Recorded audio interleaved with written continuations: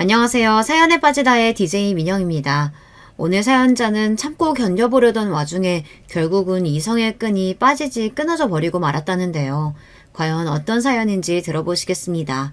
오늘도 두 가지 사연 준비되어 있는데요. 끝까지 들어주실 거죠? 그럼 바로 시작할게요. 구독과 좋아요 잊지 말고 꾹 눌러주세요. 안녕하세요. 저는 30대 여자입니다. 저는 결혼한 지 이제 5년 정도 됐고 아직 아이는 없어요. 나이도 나이고 결혼한 지도 꽤 됐으니 주변 사람들에게 지겹도록 듣는 질문 중 하나가 왜 아이가 없냐는 질문이에요. 들을 때마다 아직 생각 없다고, 원래 결혼하기 전부터 남편이랑 아이는 차차 생각해 보기로 했다고 해도 다들 하는 말이 똑같았어요. 아이는 무조건 하나는 있어야 하는 거라고요. 좋게 좋게 웃으며 이야기를 해도 다들 제가 터무니없는 소리를 한다고 생각했어요. 심지어 한 번은 쉬는 날 남편이랑 둘이 마트에 장을 보러 갔는데 돈가스 시식하시는 아주머니랑 아주 잠깐 이야기하는데 저희 부부가 아이 없다는 이야기를 들으시고는 갑자기 제 등까지 때리시면서 왜 애를 안 낳냐고 훈수를 뒀다니까요. 기분이 상한 남편이 아주머니에게 왜 알지도 못하면서 그런 말을 함부로 하느냐고 한마디 하고 나서는 아주머니도 당황하셨는지 대충 웃으며 상황을 넘어가려 하셨지만 남편은 끝까지 사과를 받아내야겠다고 했어요. 아는 사이도 아닌데 사람 등까지 때려가면서 할 이야기는 아니죠. 당장 사과하세요. 아유, 젊은 사람이 까칠하네. 그냥 내 딸 같아서 한마디 한 거 가지고 왜 그래? 사람 무안하게. 남편이랑 아줌마가 티격태격 하는 소리에 주변의 사람들까지 웅성웅성하며 모였습니다. 딸은 무슨, 어떤 엄마가 딸한테 그렇게 말을 해요? 암튼 잘 알지도 못하시면서 아무한테나 선 넘지 마세요. 아셨어요? 여보, 별일 아닌 거 가지고 왜 그래? 아주머니 무안하시잖아. 그만해. 그나마 다행인 건 제가 옆에서 말리니 남편도 금방 구겨진 표정을 풀고 카트를 끌고 가버렸다는 겁니다. 마트를 나와서도 남편은 화가 풀리지 않는지 연신 짜증을 냈어요. 우리가 애를 낳든 말든 도대체 무슨 상관이라고 멋대로 훈수를 두고 난리야. 진짜 우리나라 아줌마들이 문제라니까. 그냥 농담하신 거 가지고 뭘 또 그렇게까지 예민하게 굴어. 우리가 그런 소리 한두 번 들어? 물론 저도 저에 대해 잘 모르는 사람들에게 그런 이야기를 들을 때마다 남편 못지않게 기분이 상해요. 하지만 말 그대로 나에 대해 모르는 사람들이 그냥 하는 소린데 굳이 예민하게 받아들일 필요 없다고 생각했습니다. 남편과 저는 어릴 때부터 한 동네에서 자란 동창이에요. 초등학교, 중학교 같이 나왔습니다. 지금의 시누이인 남편의 동생과도 언니 동생 하면서 친하게 지냈어요. 제가 성인이 된 후 오랜만에 시누이 집에 놀러 갔다가 군대를 제대하고 나온 남편을 만나 다시 알고 지내게 됐거든요. 몇 년 가깝게 지내다가 자연스레 연애하고 결혼했습니다. 남편이 원래 학교 다닐 때도 공부만 하고 친구는 별로 없어서 당시에는 제가 썩 좋아하지 않았었는데 어른이 되고 나서 보니 그런 모습이 오히려 멋있게 보이더라고요. 남편이 명문대를 나와 석사까지 마치고 대기업 연구원으로 취직했거든요. 제가 속물근성이 있는지 능력 있는 남편의 모습이 멋있게 보였습니다. 그래서 결혼까지 하게 된 거예요. 저와 남편은 성격이 정반대예요. 저는 무슨 일이 생겨도 크게 동요하지 않고 그러려니 하고 넘기는 성격인데 남편은 굉장히 예민하고 차가운 성격이라 누가 듣기 싫은 소리를 하면 잘 넘어가지를 못해요. 한번 기분이 상하면 상대방에게 사과를 받아야만 항상 상황이 정리됐습니다. 사실 뭐든 대수롭지 않게 넘기고 긍정적인 성격인 저와 달리 항상 철저하고 냉정한 남편의 똑부러지는 모습이 좋아서 결혼한 거예요. 저에게 없는 면이 남편에게 있는 게 어른스럽게 보였거든요. 그런데 나이가 들면 들수록 남편의 그런 점이 저를 힘들게 할 때가 있었어요. 남편은 항상 본인의 생각이 제일 옳다고 생각했습니다. 본인이 납득 안 되는 상황이 생기면 끝까지 걸고 넘어졌어요. 그런 점은 부부싸움을 할 때도 나타났어요. 한 번은 이런 적이 있었습니다. 시어머니께서 제가 한 갈비찜이 먹고 싶다고 하셔서 일이 끝나자마자 고기를 사다 시댁에 갔어요. 시어머니께서 종종 드시고 싶은 게 있으면 저에게 좀 해달라고 연락이 올 때가 있었거든요. 처음엔 저도 일 끝나고 장까지 봐서 시댁에 가기 귀찮았지만 제가 한 음식이 맛있어서 하시는 말씀인데 거절하기 어려웠습니다. 그래서 그날도 기분 좋은 마음으로 시댁에 가서 갈비찜을 해서 퇴근하고 시댁에 온 남편과 함께 저녁을 먹었습니다. 설거지까지 마친 제가 남편이랑 시부모님이 거실에 앉아 이야기를 나누고 계시길래 저는 텔레비전을 봤어요. 마침 뉴스가 하고 있길래 리모컨을 찾았습니다. 저는 평소에 정치에 전혀 관심이 없고 정치 가지고 알가알부하는 사람도 별로 좋아하지 않아요. 그래서 리모컨을 들고 채널을 바꿨습니다. 그런데 갑자기 시어머니가 저에게 버럭하시더라고요. 어머, 나 집중해서 뉴스 보고 있었는데 말도 안 하고 갑자기 채널 돌리면 어떡하니? 죄송해요, 어머님. 제가 정치 뉴스 보는 걸 싫어해서 저도 모르게 채널을 바꿨네요. 다시 틀어놓을게요. 시어머니의 말씀에 저는 황급하게 다시 채널을 바꿨습니다. 너는 애가 어릴 때부터 세상 돌아가는 거엔 영 관심도 없고 맨날 놀러 다니기만 하더니 여전하구나?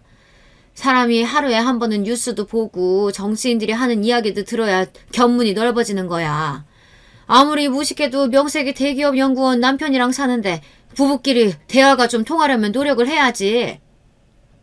시어머니의 날카로운 말에 저는 순간 말문이 턱하고 막히고 말았습니다. 한두 번 듣는 소리도 아니었지만 매번 들을 때마다 가슴이 따끔거렸어요. 채널 좀 바꾼 거 가지고 뭘 이렇게까지 얘기해요. 은혜 원래 텔레비전은 드라마만 봐요. 복잡하고 어려운 건 딱 질색이라고. 나는 여자들 드라마 보면서 이러쿵저러쿵 떠드는 것만큼 천박해 보이는 거 없더라. 이래서 결혼은 수준 맞는 사람끼리 해야 하는 거라니까. 남편은 나름 제 편을 들겠다고 했지만 저에게 전혀 도움이 되지 않았습니다. 오히려 더 마음만 다칠 뿐이었어요. 또 어머니, 그만 좀 하세요. 부부 사이에 수준이라고 할 게 뭐가 있다고 며느리한테 그런 소리래요. 제 표정이 시무룩해지자 남편이 애써 시어머니에게 화를 냈지만 이미 다친 제 마음은 전혀 괜찮아지지 않았습니다. 그런데 그날 집에 돌아오는 길에 남편이 시댁에서의 일이 답답했는지 저에게 화를 냈어요. 너는 자존심도 없냐? 엄마가 무식하네 어쩌네 하면서 나랑 수준이 안 맞는다고 하는데 그런 소리 듣고도 멍청하게 왜 가만히 있어? 남편 나름대로 속상해서 하는 소리라는 걸 알지만 저도 속상했습니다. 하루 종일 가게에서 서서 일하고도 집에 못 가고 시댁에 가서 밥상 차리고 설거지까지 다 했는데도 시어머니에게 그런 소리를 들었으니 화가 나고 아직도 가슴이 뛰고 얼굴이 뜨겁게 익어 있었습니다. 그런데 남편까지 저에게 답답하다며 구박을 하니 화가 나더라고요. 나라고 뭐 성질이 없어서 이 시간에 시댁까지 가서 밥하고 설거지까지 하면서 참고 있는 줄 알아? 어차피 내가 말해봐야 어머니가 보시기엔 부족하고 마음에 안 드는 며느리니까 그러니까 나도 그냥 꾹 참고 있는 거라고. 지금 이 와중에 너는 우리 집에 가서 밥하고 설거지한 게 억울하냐? 남편은 또 이상한 방향으로 불똥이 튀었습니다. 남편의 행동에 저도 화가 나고 답답해서 한마디 더 했어요. 그럼 요즘 세상에 어떤 며느리가 퇴근하고 시댁 가서 밥을 차려. 당신도 그래. 내가 힘들게 장보고 상까지 차렸으면 양심적으로 설거지라도 해야지 어떻게 가만히 있어? 그렇게 하기 싫었으면 하지 말지. 왜 자기 마음대로 다 하고 나서 괜히 가만히 있는 사람한테 생색이야. 당신이 가만히 있었어? 지금도 나한테 뭐라고 하고 있잖아. 매일 며느리 구박 못해서 암달인 시어머니가 잘못이지. 앞에서 말 못하고 가만히 있었던 내가 잘못이야? 그러니까 잘못한 것도 없으면서 맨날 꿀먹은 벙어리처럼 당하고 있지 말고 말을 하라고. 남편은 항상 이런 식이었습니다. 본인이야 하고 싶은 것만 하고 살고 하기 싫은 건 안 하면서 살아서 모르는 거죠. 제가 시댁에서 할 말 다 하고 하기 싫은 건 안 하고 살 수 없는 사람이라는 걸 전혀 모르고 있었습니다. 사실 결혼해서 지금까지 이런 일이 한두 번이 아니었어요. 사실 시어머니께서 결혼 전부터 저를 좋아하지 않으셨어요.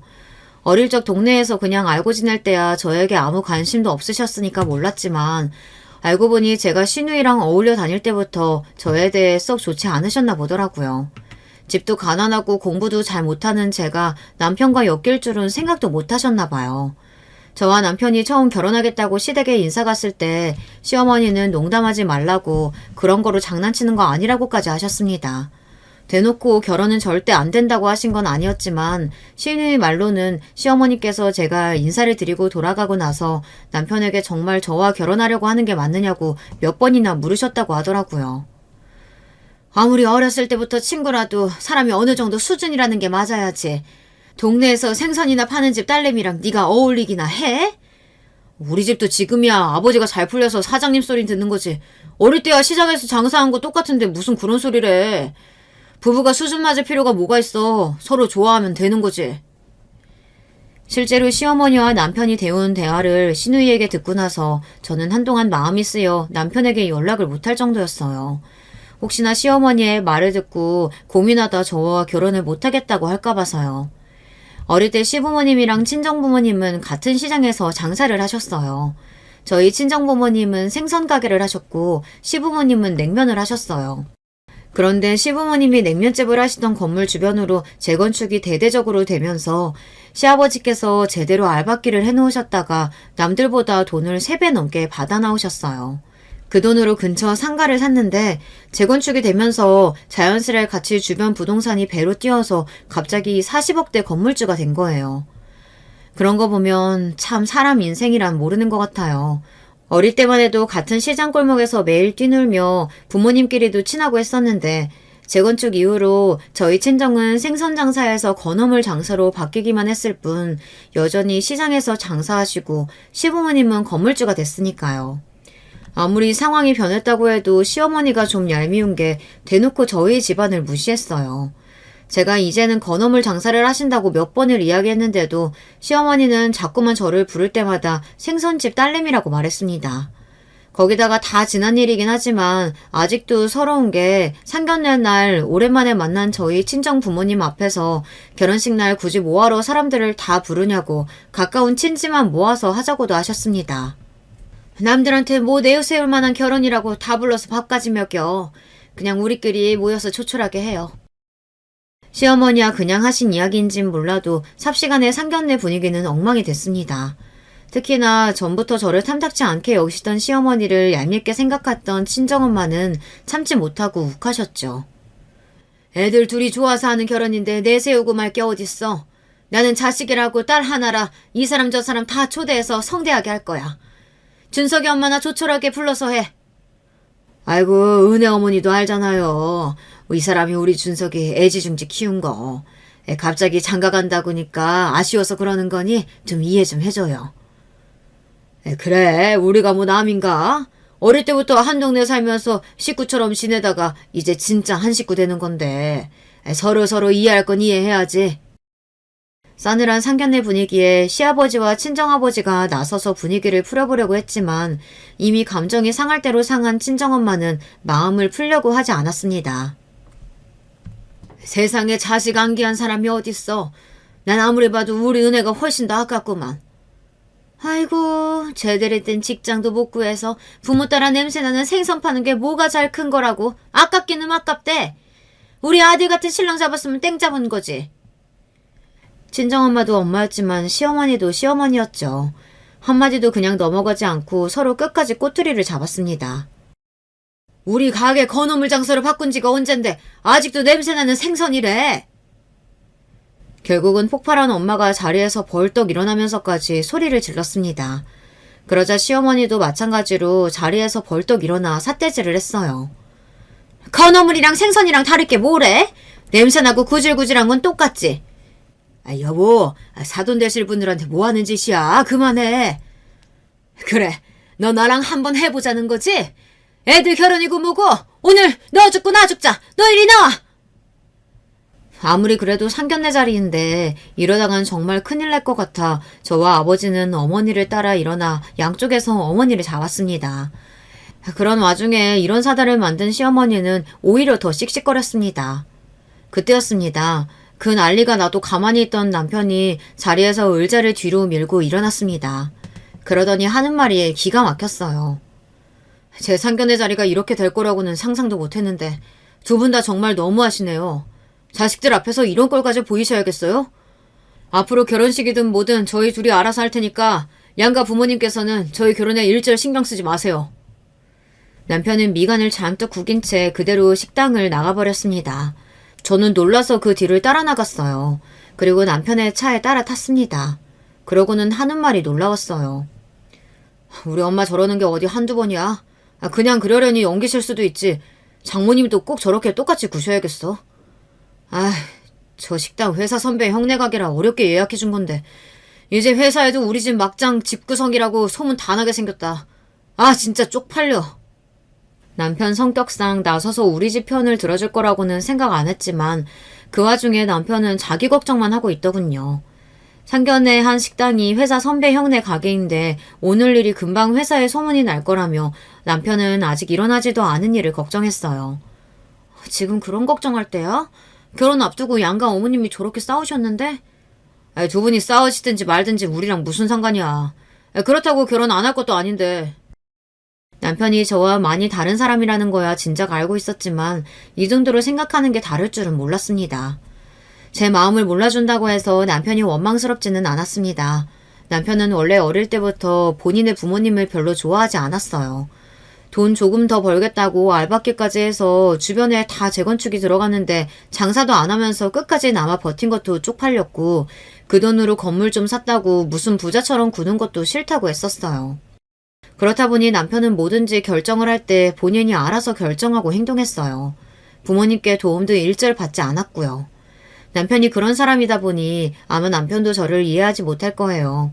저야 어릴 때부터 특별히 좋아하는 것도 잘하는 것도 없이 살다가 점수 대충 맞춰 대학 나와 지금은 부모님 가게에서 일하고 있으니까요. 평생 쉬지 않고 열심히 살아온 남편이 보기에는 이런 제가 답답하고 이해도 안 될 텐데 그래도 연애하는 동안 싫은 내색 안 하고 잔소리 한 번 안 하는 거 보면 남편이 저를 많이 좋아하고 있다고 느꼈습니다. 그래서 결혼도 결정한 거고요. 식당 룸 안에서 일어난 일이라 직원들도 못 들었을 거야. 괜한 걱정하지 마. 남편에게 서운한 점이 없는 건 아니지만 남편도 저의 부족한 점을 항상 이해해주니 저는 애써 예민하고 날카로운 남편의 성격을 받아주고 보듬어주려고 노력했어요. 그렇게 저와 남편은 상견례 날 양가 부모님의 불미스러운 일을 제대로 마무리하지 않은 채 결혼식을 올렸습니다.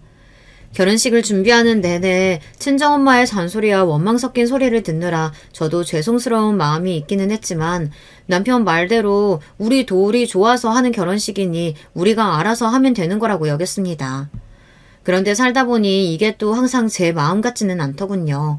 저도 남편도 서로를 향한 마음이 영원히 변하지 않을 줄 알았는데 둘 다 사람이다 보니 서서히 변해갔습니다. 결혼하기 전 남편과 상의해서 결정한 내용이 있었어요. 먼저 결혼은 해도 아이는 필수라고 생각하지 않는 것. 두 번째, 각자의 수입이나 지출은 알아서 관리하고 절대 간섭하지 않을 것. 마지막, 아무리 부부라고 해도 평일이든 주말이든 모든 걸 함께 공유하려고 하지 않을 것. 대부분 남편이 요구한 상황이긴 했지만 저도 특별히 어려울 것 같지 않아 다 동의했어요. 주변에서는 다들 아이 없이 정말 살 수 있냐, 부부끼리 얼마를 벌고 얼마를 쓰는지 모르고 산다는 게 말이 되냐, 그런 말들이 많았지만 저는 나쁘지 않다고 생각했어요. 결혼 전 제가 남편이 좋았던 이유도 저에게 간섭하지 않고 잔소리하지 않아서 좋았던 거니까요. 그런데 좋은 방향으로 생각했던 이 규칙들이 막상 결혼하고 나니 자꾸만 제 발목을 잡았습니다. 한 번은 이런 적이 있었어요. 제가 부모님과 함께 일하는 시장에 모임이 하나 있는데요. 시장에서 장사하는 제 또래 언니 친구들이 만든 모임인데 한 달에 한 번 정도 부부끼리 여행도 가고 술자리도 갖고 하는 모임입니다. 모임을 하는 언니나 친구들이랑 저도 친한데 제가 결혼을 늦게 한 편이라 저는 정작 부부 모임에는 가본 적이 없었어요. 그래서 결혼하게 되면 저도 그 모임에 갈 수 있을 테니 은근 기대하고 있었습니다. 그래서 제가 결혼하고 첫 달 모임에 남편에게 함께 갈 수 있는지 물어봤습니다. 처음 참석하는 거라 모임 사람들이 일정을 우리 부부에게 맞춰주기로 했다고요. 그런데 제 말에 남편이 불편한 티를 확 냈어요. 당신 결혼 전 약속했던 마지막 규칙 까먹었어? 아무리 부부라도 서로의 일정이나 계획 공유하려고 하지 말자고 했잖아. 그래서 미리 말하는 거잖아. 당신 가능한 날 시간 맞춰서 가자고. 저는 남편의 말과 의도가 무슨 뜻인지 정확히 이해가 되지 않았습니다. 제가 생각한 마지막 규칙은 서로 피곤하고 쉬고 싶을 때 갑자기 영화를 보러 가자고 조른다거나 미리 말도 없이 친정이나 시댁에 가자고 한다거나 이런 걸 하지 말자는 정도로 생각했어요. 내가 당신 같이 일하는 사람들 모임에 뭐하러 가? 당신이나 갔다 와. 남편은 아예 모임에 갈 생각이 없다는 말이었어요. 부부 동반 모임인데 나만 어떻게 혼자 가? 결혼 전부터 내가 말했잖아. 나랑 친한 언니랑 친구들이라고. 나도 결혼하면 꼭 가고 싶다고. 저는 너무 황당하고 억울해서 목소리까지 커졌습니다. 아무리 가기 싫어도 그렇지 어떻게 생각도 안 해보고 곧바로 안 간다고 할 수 있는지 모르겠더라고요. 내가 언제 내 친구들 모임이나 직장 사람들 모임에 당신더러 같이 가자고 한 적 있어? 나는 당신 불편할까봐 미리 배려하는 거야. 당신도 나를 위해서 좀 배려해줬으면 좋겠어. 남편을 보고 있으면 항상 말은 그럴듯하게 하는 것 같았지만 결론적으로 보면 항상 본인이 하고 싶은 대로 했습니다. 제가 원하거나 제 생각은 별로 중요하지 않은 것 같았어요. 나는 당신 친구들 모임이나 직장 사람들 하는 모임에 가도 상관없어. 하나도 안 불편해. 부부싸움이라는 게 서로 말이 안 통하다 보니 결국은 목소리가 커지더군요. 다툴 때 감정만 앞세우고 소리 지르는 걸 제일 싫어하는 남편에게 그 모습을 보이고 말았습니다. 이래서 딸은 친정엄마랑 닮는다는 말이 있는 건가? 너 지금 장모님이랑 말투며 표정이며 똑같아. 남편은 좋게 말해서 이성적인 거지 가만 보면 사람이 참 싸가지가 없습니다. 융통성도 없고요. 하다하다 친정엄마까지 들먹이며 사람을 바보로 만들더군요. 남편에 대해 모르는 게 없다고 자부하는 저지만 남편이 저럴 때마다 속이 골타골타 터질 것 같아요. 남편과 살아보니 사람이 능력만 있다고 다가 아니더군요. 공부만 하고 주변에 친구가 없어서 그런지 사람이 참 융통성이 없었어요. 시댁에서야 시부모님 두 분 다 남편의 말이라면 다 옳다고 떠받들어 주지만 저희 친정은 그렇지가 않았어요. 결혼 전부터 양가 어머님 사이가 좋지 않았기에 결혼하고 나서도 친정엄마나 시댁이나 남편에 대한 마음이 썩 좋지 않았습니다. 그래도 딸이랑 사는 사위이다 보니 저희 시어머니처럼 대놓고 남편을 무시하거나 뭐라고 하지는 않으셨지만 남편이 눈에 거슬리는 행동을 하면 참지 않으셨죠. 어느 날이었어요. 결혼하고 몇 년 됐을 때였는데 명절이라 남편이랑 친정에 갔습니다. 어느 명절과 마찬가지로 시댁에서 받은 스트레스로 제 컨디션이 좋지 않았습니다. 매번 그랬겠지만 제가 좋아서 한 결혼이니 친정 부모님 앞에서 티를 내고 싶지 않아 애써 기분 좋은 척 했어요. 그런데 제가 아무리 연기를 해도 부모님은 제 낯빛만 봐도 모든 걸 다 알고 계셨어요. 안 그런 척 하려고 했는데도 엄마는 자꾸만 어디가 아픈 거냐, 무슨 일이 있는 거냐 물으셨습니다. 저는 괜찮다고 별일 아니라고 했어요. 그러다 눈치 없는 친정아버지께서 갑자기 뜬금없는 소리를 하셨어요. 혹시 우리 딸이 임신한 거 아니야? 살도 좀 빠지고 눈도 퀭한 게 영 컨디션이 안 좋아 보이는데. 저와 남편이 아이 생각은 없다고 결혼 전부터 미리 말씀을 드려서 시부모님은 저희 앞에서 손주 이야기는 일절 안 하세요.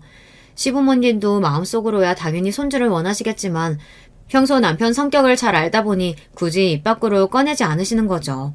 하지만 친정부모님은 손주에 대해 아직도 포기를 못 하셨어요. 저희가 때가 되면 애를 가질 거라고 기대했죠. 그런 친정부모님 마음을 이해 못하는 건 아니에요. 시댁이야 저희가 아니어도 시누이 부부가 있지만 저희 친정에는 저 말고 다른 자식이 없거든요. 그렇다 보니 손주를 원하시는 게 당연했어요.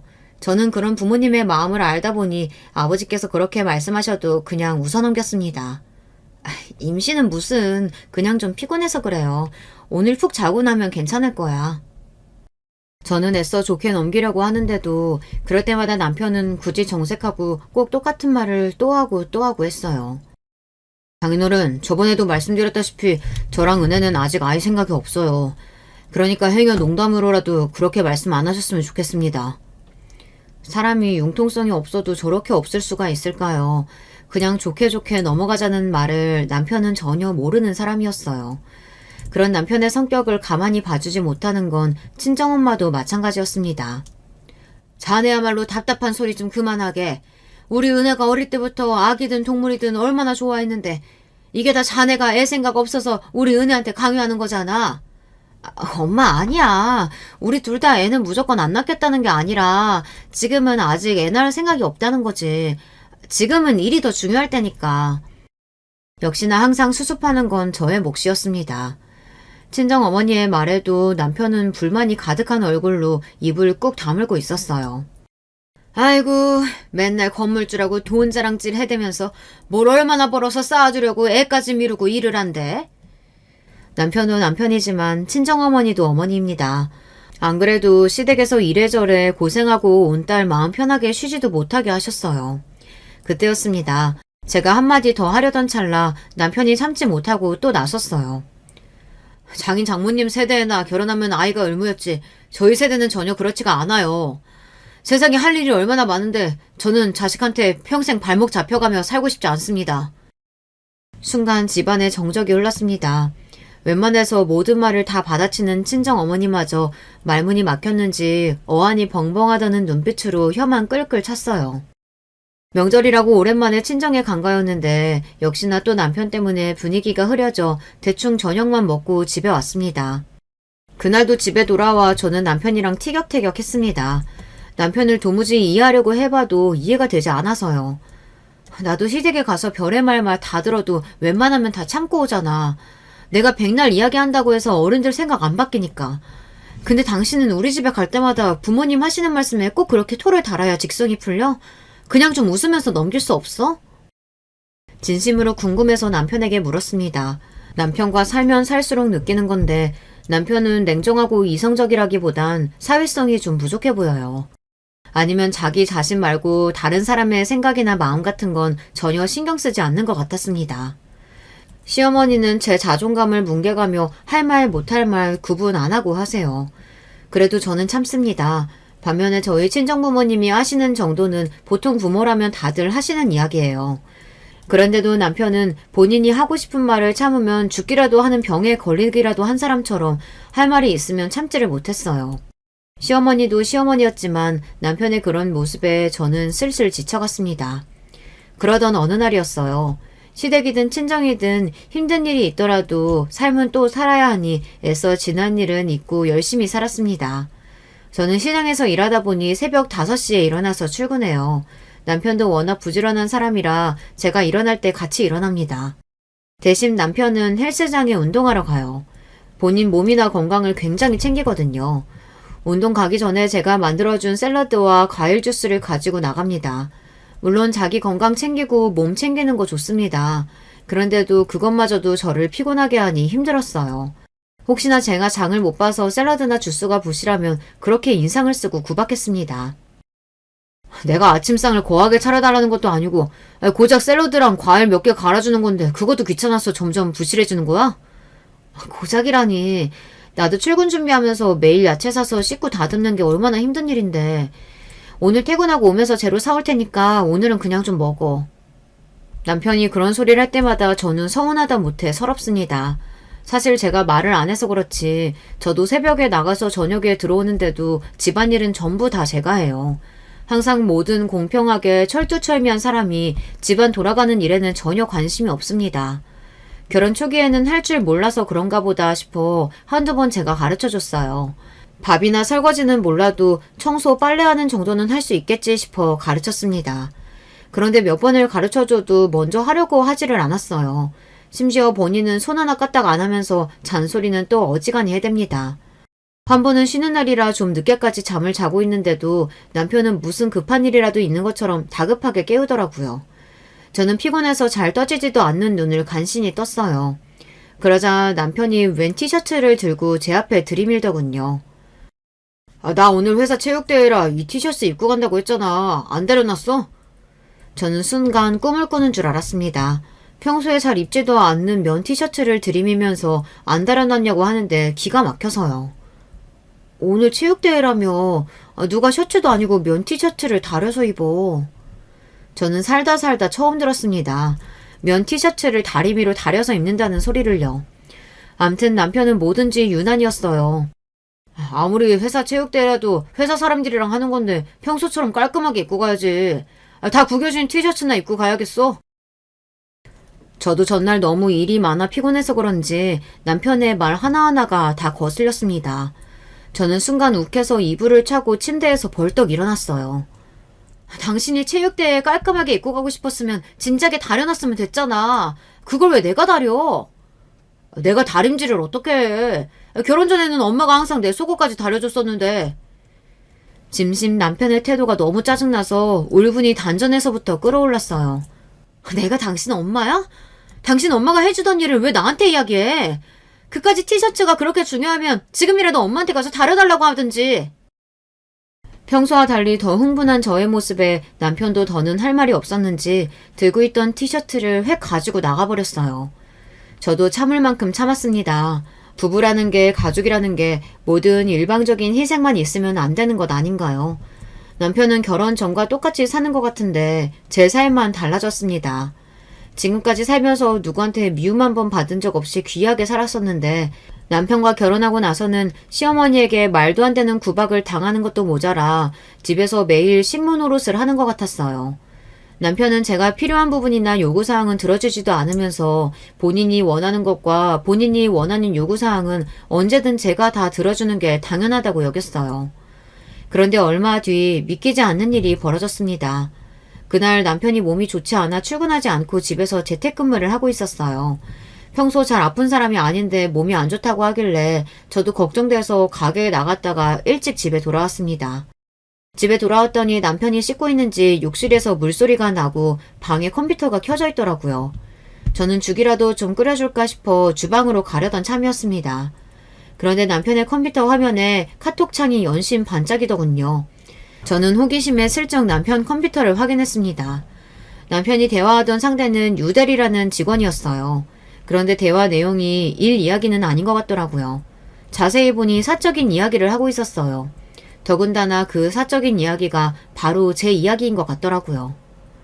우리가 애가 있어 뭐가 있어. 그까지 청소 빨래 정도는 본인이 할 수도 있는 거지. 꼭 불공평하다면서 꾸역꾸역 잘하지도 못하는 나한테 시킨다니까. 내가 이래서 애를 안 낳는다는 거야. 애 낳아봐. 이거 해라 저거 해라. 얼마나 잔소리하겠어. 에이, 부모님 반대까지 무릅쓰고 결혼할 만큼 좋아했다면서 이제 와서 왜 넘살이세요?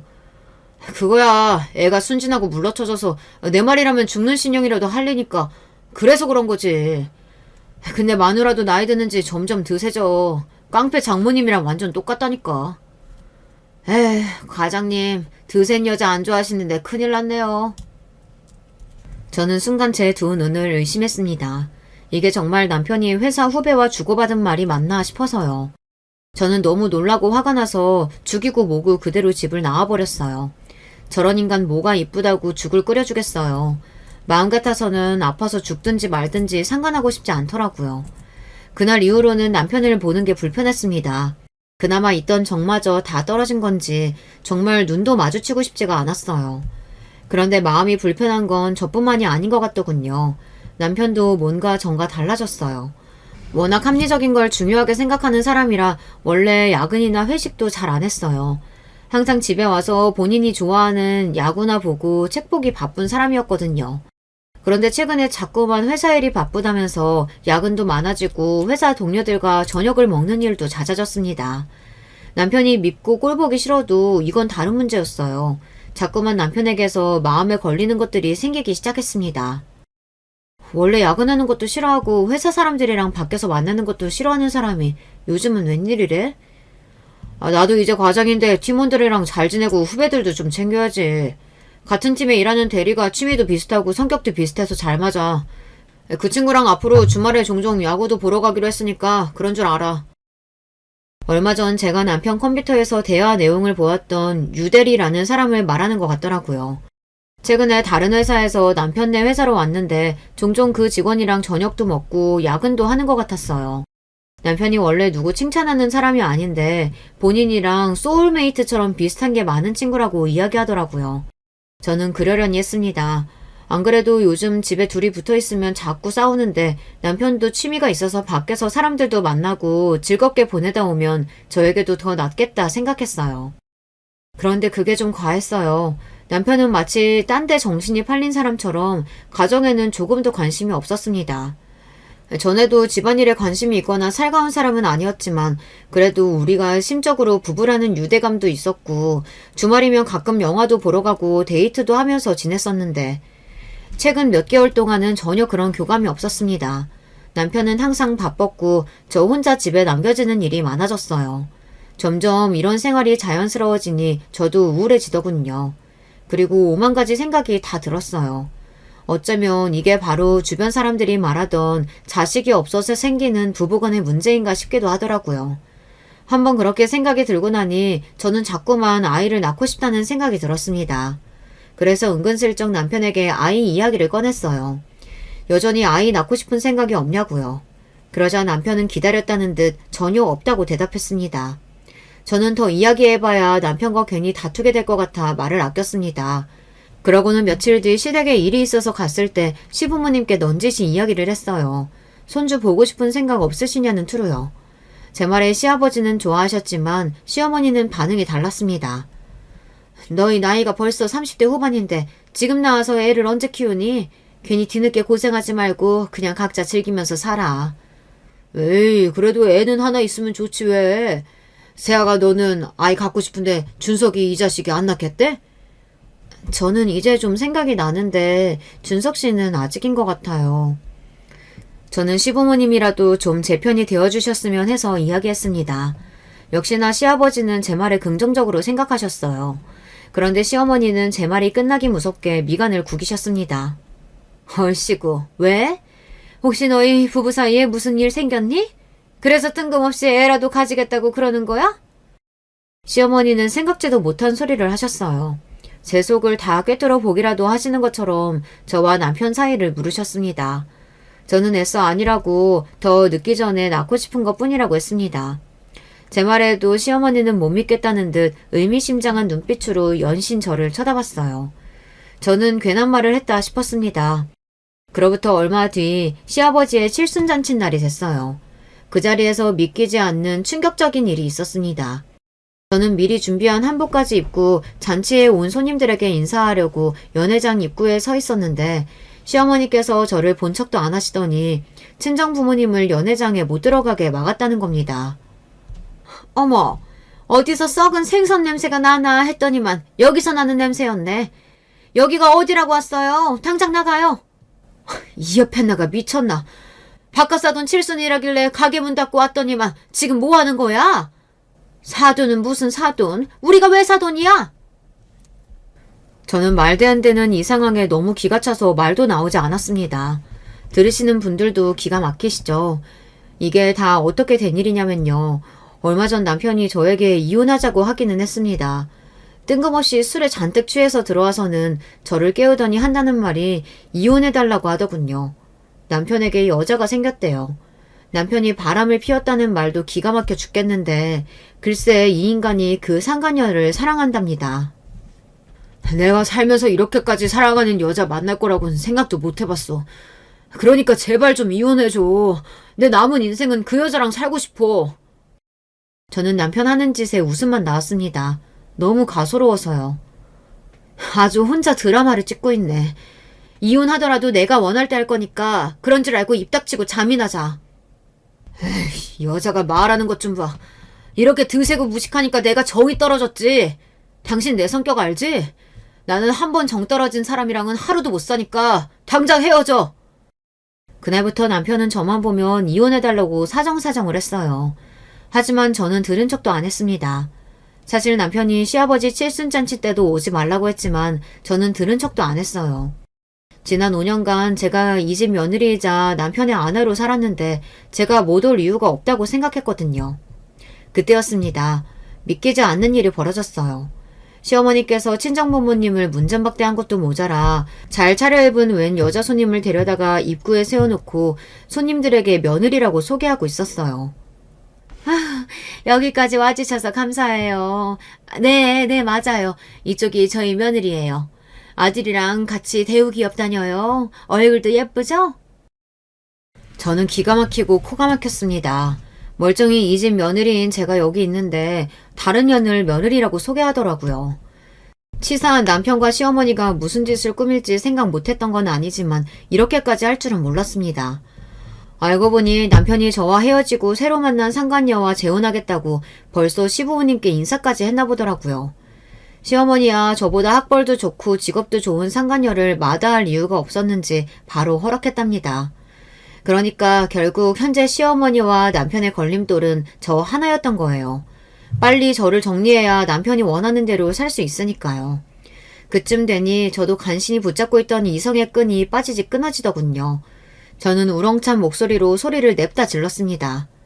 이 늙은 여은년아, 내가 만만해 보이니? 내가 너희 두 모자 가만히 둘 줄 알아? 제 목소리에 호텔 연회장 로비가 쩌렁쩌렁 울렸어요. 그러자 주변에 있던 손님들이 웅성웅성 수군거렸습니다. 이 옆에 내가 미쳐도 단단히 미쳤네. 무식하게 사람들 앞에서 지금 뭐 하는 거야? 미친 건 너지, 인간아. 너야말로 쪽팔리는 줄 모르고 지금 뭐 하는 거야? 나 아직 너랑 이혼 안 했어. 법적으로 너랑 내가 부부라고. 근데 감히 저런 천박한 상간녀들을 내 자리에 데려다 놓고 소개해? 얼씨구, 얘, 말은 똑바로 해야지. 우리 유진이가 어디를 봐서 천박하니? 네가 무식해서 뭘 모르나 본데 우리나라에 간통죄가 없어진 지가 언젠데 상간녀는 상간녀야. 너랑 우리 준석이 솔직히 식만 올렸지 애도 없고 남보다 못하게 살았잖아. 우리 아들이 이제야 정신 차려서 제대로 된 여자랑 좀 살겠다는데 방해 좀 그만하고 알아서 좀 떨어져. 내가 위자료는 알아서 두둑히 챙겨줄게. 시어머니는 이제 아예 체면은 다 갖다 버리셨는지 막 나갔습니다. 저한테는 매일 생선집 딸내미라고 부르더니만 이제 만난 지 얼마 되지도 않은 상간년원을 우리 유진이라고 불렀어요. 저는 시아버지 칠순잔치나 다 끝나고 터뜨릴까 했는데 더는 참을 수가 없었습니다. 아, 네. 우리 어머님. 상간녀가 굉장히 마음에 드시나 본데 어디 이 사실을 알고도 그 입에서 우리 유진이 소리가 나오는지 좀 볼까요? 저는 가방에서 꺼낸 서류 봉투를 시어머니의 가슴에 던져줬습니다. 제 행동에 남편은 놀라 저에게 다가와 지금 뭐 하는 거냐고 눈을 동그랗게 떴어요. 뭐긴 뭐야. 멍청한 네가 사랑했던 그 여자의 실체지. 내가 우리 유진에 대해 모르는 게 뭐가 있다고 실체는 실체야. 괜한 짓 하지 말고 그만 돌아가. 정색한 남편이 이제 그만하라며 저를 연회장에서 쫓아내려고 했습니다. 그때였어요. 제가 건넨 서류를 확인한 시어머니가 깍 소리를 질렀어요. 이게 다 뭐야? 너 이유진, 너 이게 사실이야? 애가 셋이나 있다는 게 사실이냐고! 시어머니의 소스라치는 목소리에 순간 그 자리에 있던 사람들 모두가 놀라 쑥덕거렸습니다. 그랬습니다. 저는 진작 남편과 상간녀의 외도 사실을 알고 상간녀의 뒷조사를 좀 했습니다. 외도 사실을 어떻게 알았냐고요? 세상 일이라는 게 참 모르는 거더라고요. 알고 보니 유대리라는 사람이 남자가 아니고 여자였더라고요. 저는 남편이 유대리에 대해 자주 이야기하길래 당연히 남자라고 생각했어요. 제가 유대리가 여자라는 사실을 어떻게 알게 된 줄 아세요? 그날은 주말이었습니다. 남편이 유대리와 야구를 보러 간다고 나간 날이었어요. 오랜만에 자유를 얻은 저도 집에서 빈둥거리며 누워 있었습니다. 그런데 채널을 돌리다가 우연히 남편이 보러 갔다던 야구 중계를 보게 됐어요.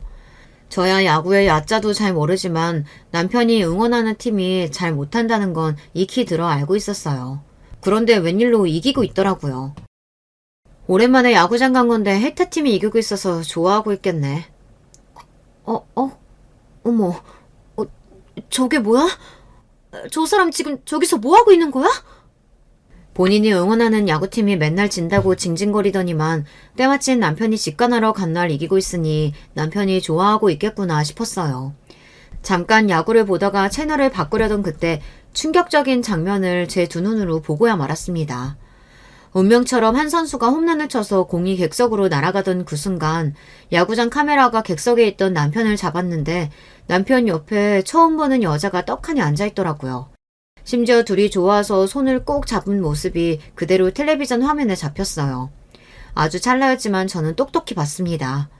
순간 저는 가슴이 철렁하고 떨어지는 줄 알았습니다.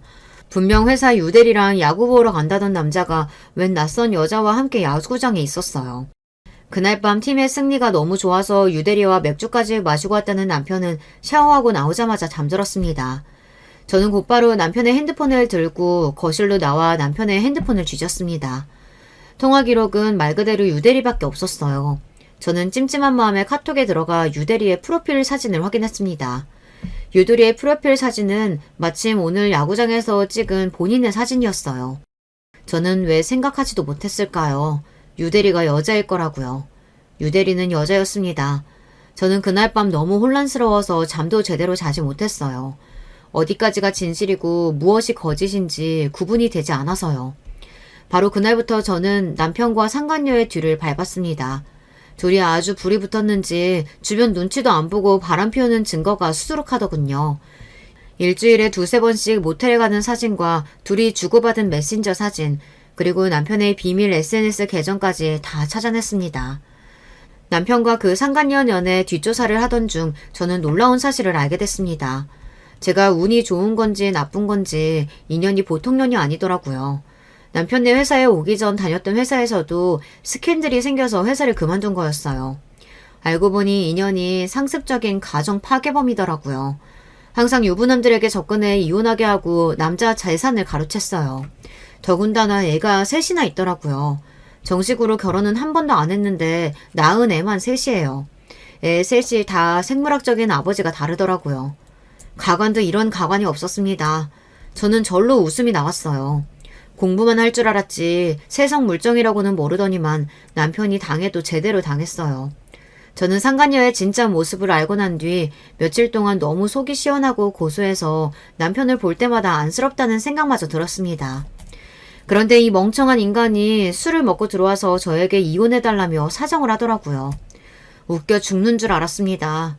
제가 못 알아듣는 척 하는데도 자꾸만 사랑하는 여자가 생겼다고 하길래 괘씸해서 이 사실을 언제 알릴까 엿보고 있었어요.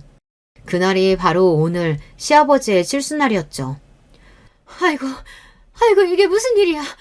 이 멍청한 자식, 만나는 여자마자 도대체 왜 다 이 모양이야? 그럴 리가 없어. 유진아, 그치? 이거 다 거짓말이지? 시어머니는 사람들이 다 있는 호텔 로비에 벌러덩 누워버리고 남편은 상간녀 년에 바지가랭이를 잡았습니다. 상간녀는 이 상황에 쪽팔린지 남편을 밀쳐내고 호텔을 빠져나갔어요. 막장이 따로 없었습니다. 그 일 이후 남편과 시어머니는 망신을 제대로 당했습니다. 남편은 회사도 그만뒀어요. 그러든지 말든지 저와는 상관없는 일이었습니다. 저는 남편과 이혼했어요. 당연한 일이었죠. 저나 남편이나 서로의 밑바닥까지 다 봤으니 조금 더 함께 있고 싶지 않았습니다. 자존심 강한 사람이니 이혼 후에 저에게 연락도 하지 않지만 전 신우이에게 듣기로는 남편이 많이 후회하고 있답니다. 인생을 잘못 산 것 같다고 다시 시작할 수만 있다면 저와 다시 시작하고 싶다고 한대요. 저는 그 말을 듣는 순간 온몸에 소름이 돋았어요. 남편이란 인간이 너무 싫어서요. 더는 연민조차 남아있지 않았습니다. 제 5년의 결혼 생활은 그렇게 막을 내렸습니다. 5년이라는 시간이 길다면 길고 짧다면 짧지만 저에게는 너무나 많은 걸 깨닫게 해줬어요. 이제 이혼역이긴 하지만 아직 앞날이 창창한 저에게 응원의 댓글 많이 남겨주세요. 끝까지 저의 이야기 들어주셔서 감사합니다. 여러분의 가정에는 행복한 일들만 항상 가득하시길 바랄게요. 안녕하세요. 저는 35이 된 주부입니다. 저는 의사 남편과 의사 시아버지가 있는 겉으로 보기엔 너무나 부러울 것 없는 결혼 생활을 하고 있었다고 모두들 부러워했던 여자입니다. 그런데 정작 저는 8년간의 결혼 생활이 정말 지옥과 같았습니다. 저의 이 기막힌 이야기 들어보실래요? 저는 어렸을 때 열이 심하게 나서 피부병이 올라와 아토피로 발전을 했었습니다. 그래서 저희 부모님은 저를 정말 살얼음판을 걷는 심정으로 키우셨다고 합니다. 하도 알러지가 심해서 먹어도 되는 음식보다 먹으면 안 되는 것들이 더 많을 정도였는데요. 그 중에 제일 심했던 게 새우 알러지였어요. 그래서 저희 집은 어머니가 새우를 한 번도 밥상에 올리지 않으셨습니다. 김치에도 새우젓을 절대 넣지 않으셨고요. 저한테는 새우 과자조차도 엄격하게 금지되어 있었습니다. 새우를 먹으면 목이 부어올라 호흡이 곤란해지는 건 물론이고 온몸에 두드러기가 나서 미친 듯이 긁게 되는 이런 알러지 심한 체질을 갖고 있었기에 저는 학교 급식을 먹을 때도 엄청나게 조심하게 되었습니다. 선생님과 조리원분들도 저를 알고 있었을 정도였으니 제가 얼마나 불편했었는지 청취자 여러분은 짐작이 가실 거라고 생각됩니다. 그렇게 식생활을 통제하면서 조심조심 살아가던 저에게 뜻하지 않은 사건이 일어났습니다. 대학교 4학년 졸업 전에 졸업여행을 갔던 저는 그곳에서 새우가 들어있는 음식을 먹고 큰일이 날 뻔한 것이었습니다. 저희과 학생들과 다 같이 제주도로 놀러 갔었는데 교수님이 해산물을 너무 좋아하시는 분인 거예요. 그래서 제주도에 아는 단골 맛집이 있다면서 데리고 갔던 곳이 하필이면 해산물 전문 식당이었던 거였습니다. 저는 해산물 중 새우만 조심하면 된다고 생각해서 식당 직원에게 새우가 안 들어간 음식을 달라고 주문했습니다. 과 친구들 중에서도 제 새우 알러지 증상을 잘 알고 있는 친한 몇 명의 친구들이 있어 저에게 새우 조심하라고 하면서 반찬으로 나온 돼지고기나 해산물이 안 들어간 음식들만 제 앞에 놓아주었습니다. 여기, 너는 새우 먹으면 안 되지? 돈가스랑 밥 먹어. 김치도 있고. 김이랑 메추리알 같은 거랑 먹어야겠다. 내일은 교수님께 얘기해서 해산물 전문 식당 가지 말자. 제 베스트 프렌드였던 친구가 저를 배려해서 최대한 해산물을 피해서 저에게 반찬들을 권하며 제 앞에 놓아주었습니다. 그 친구에게 고마워하면서 밥을 먹고 있는데 그 해산물 좋아하신다는 교수님이 제 옆으로 다가오시더니 이렇게 말씀하시는 게 아니겠어요? 아니, 자네는 왜 해신탕은 안 먹고 이렇게 맛없는 반찬들만 놓고 밥을 먹고 있나? 얼마나 맛있는데 해신탕이. 요즘 젊은 세대들은 해산물을 싫어해서 큰일이야. 해산물을 많이 먹어야 머리가 좋아지는 것도 모르고 말이야. 아, 교수님, 제가 새우에 알러지 반응이 있어서 못 먹어요. 에이, 거짓말 하지 마라. 새우가 얼마나 맛있는 건데 그걸 못 먹나? 거짓말이지? 껍질 까기 싫으면 내가 깐 걸로 줄게. 한 번만 먹어봐. 얼마나 맛있다고. 다들 껍질 먹기기 귀찮아서 새우 안 먹는 거더라고. 알러지 있다고 핑계대고 말이야. 아, 교수님, 저 진짜 새우 알러지 있어요. 엄청 심각해서 그래요. 죄송하지만 먹으면 안 됩니다. 참, 변명도 가지가지네.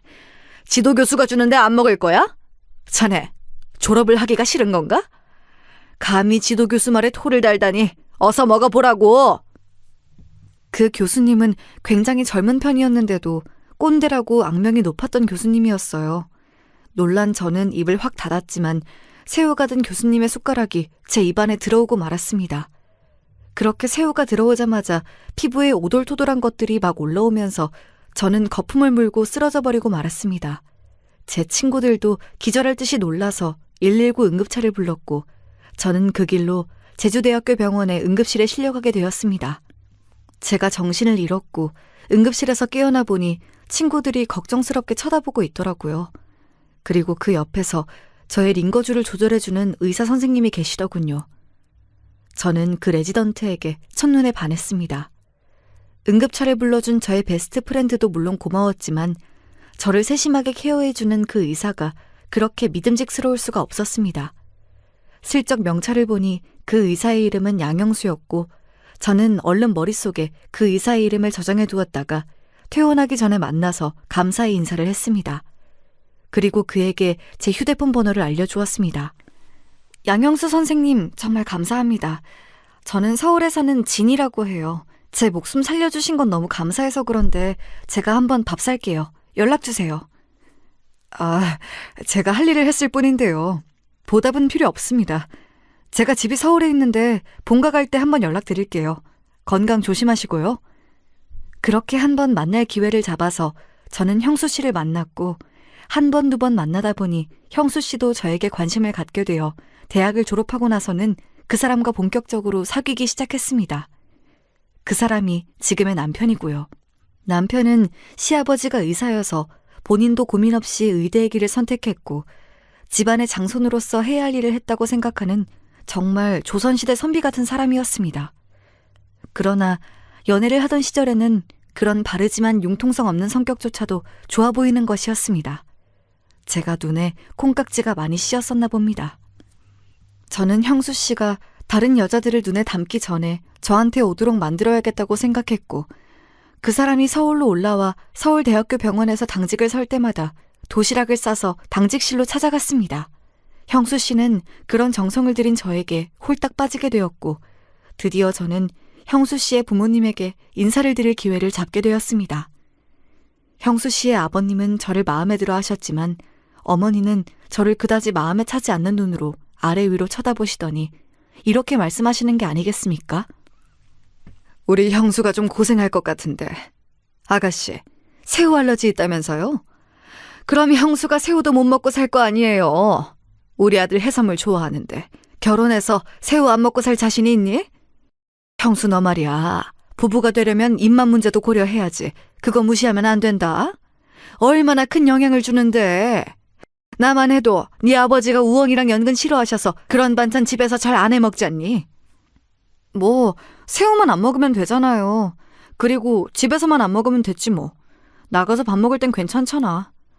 어차피 집에서 얼마나 그렇게 새우 요리 해먹는다고 그래요. 엄마, 그건 별로 핑계가 될 수 없을 것 같은데요? 아이고, 벌써 네 여자친구라고 편들고 그러니? 벌써부터 아내 될 사람이라고 꽉 잡혀서 살려고 그러냐? 아내 바보라는 것 내가 말만 들어봤지 우리 아들이 그런 사람인 줄은 몰랐네. 정신 차려 아들. 어머니, 새우를 제가 먹는 것만 안 되지 요리해 줄 순 있어요. 그러니 그런 걱정은 안 하셔도 될 것 같아요. 내가 듣기 싫은 소리를 한 건가? 미안해요, 아가씨. 그런데 아직 어머니라고 부르는 건 너무 이른 거 아닌가? 그런 말을 들었을 때 시어머니가 저한테 별로 호의적이지 않다는 걸 처음 느꼈습니다. 하지만 제 눈에는 형수 씨밖에 안 보였기 때문에 저는 형수 씨와 결혼을 밀어붙였습니다. 제 부모님은 다행히 형수 씨를 굉장히 마음에 들어 하셨습니다. 예비 사위의 직업이 의사인 것도 있었지만 바른 생활을 할 것 같은 성격과 믿음직스러운 면이 제 부모님의 마음을 사로잡은 것 같습니다. 저는 끝내 형수 씨와 결혼을 하게 되었고 시댁과 같은 아파트 단지에서 신혼살림을 시작했습니다. 사실 제가 아직 취준생의 입장에서 결혼부터 한 것이기 때문에 시어머니가 저를 더 싫어하셨을 거라고 생각합니다. 아들이 의사면 의사 며느리를 보거나 하다못해 간호사라도 데리고 올 줄 알았다고 시어머니가 나중에 솔직하게 말씀을 하시더라고요. 그 말을 듣고 정말 어처구니가 없었습니다. 저는 결혼을 하고 나서 운 좋게 취직이 되어 작은 회계사 사무실에서 첫 직장 생활을 하게 되었습니다. 남편은 레지던트 생활을 계속해야 해서 서울대학교 병원에서 집보다 더 많이 잠을 잤습니다. 저는 신혼생활의 거의 반절을 집에서 혼자 독서 공방을 했었던 기억이 나네요. 그래도 저는 제가 사랑한 남자와 결혼까지 했었기 때문에 혼자 지내는 것에 큰 불만은 없었습니다. 보고 싶으면 밤중에라도 병원 근처로 가서 남편과 데이트를 즐기고 집으로 돌아오기도 했으니까요. 게다가 세금 신고 기간에는 저도 집에서 잠만 자고 나올 정도로 바빴습니다. 그렇게 별탈 없이 지내다가 어느 날 저는 시어머니가 호출을 하셔서 시댁에 갔습니다. 저는 직장에서 월차를 내서 쉬는 날이었고 그때도 남편은 병원에서 당직을 서고 있었습니다. 어머니, 무슨 일이세요? 저한테 하실 말씀이라도 있으세요? 일부러 집으로 오라고 하시고 중요한 말씀이실까요? 아, 다른 게 아니고 너 데리고 한의원 가서 진맥 한번 받아보려고. 사실 결혼하기 전에 했었어야 하는데 우리 아들은 신체 건강한 거 내가 알지만 너는 새우 알러지 말고는 아는 게 없잖니? 그러니까 뭐 병이라도 있는 건가 알아둬야 할 것 같아서. 그리고 애기도 가져야 하니까 보약도 좀 챙겨 먹이려고 그래. 그러니까 아무 말 말고 따라 나서. 어머니, 저 그 알러지 말고는 다른 거 없어요. 새우 말고 견과류 종류도 좀 그렇고요. 그 두세 가지 말고는 저 정말 아무런 병도 없어요. 그리고 결혼한 지 1년 좀 됐는데 무슨 벌써 아기 이야기를 하세요. 아직 제 나이도 어리고 저는 그렇게 빨리 아기 갖고 싶은 생각 없어요. 저 그냥 집에 가면 안 될까요? 얘 좀 봐. 누가 시어머니 말을 그렇게 무시하니? 세상 어느 며느리가 너처럼 퇴바라진 애가 있는지 난 드라마에서나 봤다. 너 같은 앤 처음이야. 시어머니가 아니어도 어른이 말하면 그냥 네 하고 즉각 따라 나설 것이지 무슨 잔말이 그렇게 많아. 어머니는 너무 강경하게 한의원에 같이 가기를 종용하셨고 저는 어쩔 수 없이 그날의 월차를 한의원 가서 진맥하는 데에 다 써버려야 했습니다. 오랜만에 쉬는 날이고 저는 집에서 조용히 하고 싶은 걸 했으면 좋겠다는 생각이었는데 그날 하루를 다 망쳐버리고 말았습니다. 저는 어머니와 헤어지고 나서 집에 와서 혼자 화가 난 채로 술을 마셨습니다. 그러니 더 빨리 취하는 것이었습니다. 도대체 어머니는 무슨 생각하시는 거야? 지금이 조선시대도 아니고 내 생활인데 그것도 마음대로 못하나? 애기도 갖고 싶지도 않은데 무조건 임신을 전제로 노골적인 건강검진이라니. 참, 요즘 세상에 이게 무슨 시집살인 거야. 저는 술에 취한 채로 이렇게 투덜거렸습니다. 그러다 남편에게 이 사실을 말하고 시어머니 좀 말려달라고 부탁하려고 당직 서고 있는 남편에게 카톡을 했습니다. 형수 씨, 나야. 오늘 어머니가 같이 한의원 가자고 하셔서 정말 가기 싫었는데 갔다 왔어. 나 알러지 때문에 아무 약이나 먹으면 안 되는데 약도 잔뜩 지어주셨어. 자기가 어머니한테 다음부터 그러지 마시라고 말 좀 잘해주면 안 될까? 이렇게 카톡을 보내고 한참을 기다려도 남편은 답이 오지 않았습니다. 저는 답장 기다리다 지쳐서 12시가 지나기도 전에 씻지도 않고 잠들어 버렸습니다. 집안은 엉망진창으로 어지른 채로 말이죠. 다음 날 당직을 다 서고 남편은 새벽에 집에 온 것 같았습니다. 그래도 제가 어젯밤에 어지른 거실과 해놓지 않았던 설거지며 과자 조각들은 깨끗하게 치워져 있었습니다. 저는 남편이 웬일인지 의아해하면서도 고마웠습니다. 평소에는 너무 피곤해서 집에 오면 겨우 씻고 잠만 자기 바쁜 사람이거든요. 저는 남편이 좋아하는 밥과 된장찌개를 끓이기 시작했습니다. 음식 냄새를 맡고 일어났던지 남편이 제 등 뒤로 다가오며 말했습니다. 당신 일어났네? 어젠 무슨 일 있었어? 집안이 당신답지 않게 많이 어질러져 있던데. 내가 들어오자마자 피곤했는데도 다 치워놨어. 나한테 고맙지? 어제 내가 보낸 카톡엔 왜 답장 안 해? 어제 그거 기다리다 잠들었는데 아직까지도 안 왔더라? 당신 설마 익십한 거야? 제가 남편을 흘겨보면서 말했더니 남편은 의문스러운 표정을 지었습니다. 카톡이라니 무슨 카톡? 나 받은 거 없는데? 정말 안 왔어. 이것 봐. 남편은 자기 휴대폰 카톡을 열어 보여주었습니다. 정말 저는 눈을 의심할 수밖에 없었습니다. 제가 어제 보낸 카톡이 전혀 흔적도 없이 사라져버린 거였습니다. 나 정말 보냈단 말이야. 내 쪽의 카톡에선 남아있단 말이야. 누가 당신 휴대폰을 만졌을 리는 없고 이게 무슨 일이지? 남편은 제가 다른 사람이 휴대폰을 만졌던 거 아니냐는 뉘앙스의 말을 하자 흠칫하더니 곧 말을 더듬으면서 얼버무리려고 하는 것이었습니다. 아니 누가 남의 폰을 만져? 그럴 리가 없잖아. 카톡에 장애가 와서 내 쪽으로는 안 왔나 보지 뭐. 그건 그렇고 어제 카톡으로 하려던 말이 뭔데? 오늘 나 쉬니까 저녁 때 어디 가서 맛있는 거나 먹을까? 은근슬쩍 넘어가려는 남편을 두고 저는 출근을 해야만 했습니다. 그때는 조금 의심을 하긴 했지만 설마 남편이 저에게 거짓말을 하리라고는 꿈에도 생각지 못했기에 저는 그런가 보다 하고 넘어갔었습니다.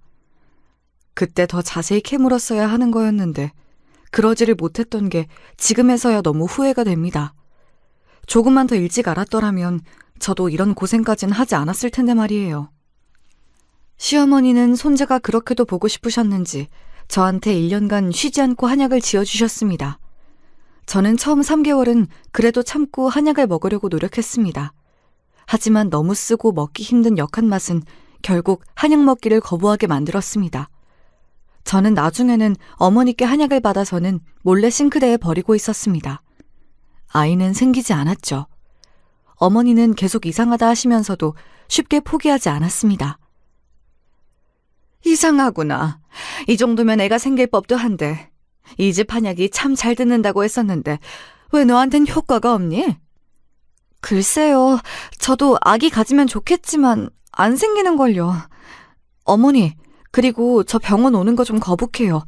한약 냄새 맡는 것도 그렇고 침 맞는 것도 무섭고요. 아유, 그렇게 참을성이 없어서 어쩌니? 약 먹는 것도 정성이야.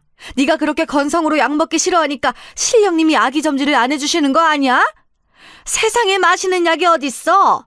네가 거부해서 몸이 약을 안 받아들이나 보다. 좀 쉬었다가 먹든지 해야지.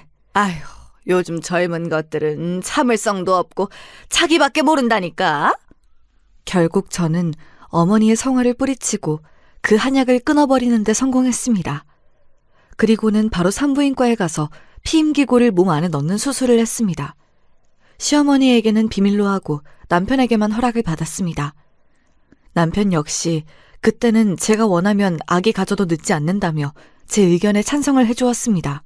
아기는 제가 마음에서 이 결혼에 대해서 확신이 들 때 낳아도 늦지 않겠다고 생각했기 때문이었습니다.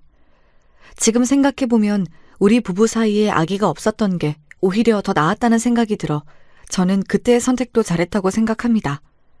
만약 남편과의 사이에 애가 있었다면 지금 일어나는 일들도 저는 더 견디기 어려웠을 거고 이 사람과 쉽게 헤어지지도 못했을 것이니까요. 그렇게 5년의 시간이 흘렀습니다. 저는 회계사 사무실 일도 익숙해지고 더 공부를 해서 저도 회계사가 되려고 자격증 공부를 시작했습니다. 남편도 레지던트를 마치고 전문의가 되었고요. 둘만 살다 보니 돈 쓸 일도 없어서 저희는 집을 사고도 저금이 많이 남아 있었습니다. 그래서 1년에 열흘 이상은 꼭 해외여행을 가며 둘이서 살아도 별 불만 없이 알콩달콩 살고 있었습니다. 시어머니의 간섭만 없으면 말이죠. 어머니는 그 후로도 저희 부부에게 손주 재촉을 하면서 그 외에도 한약방을 몇 군데 더 다니고 무슨 용하다는 무당에게도 데리고 가려고 하셨습니다.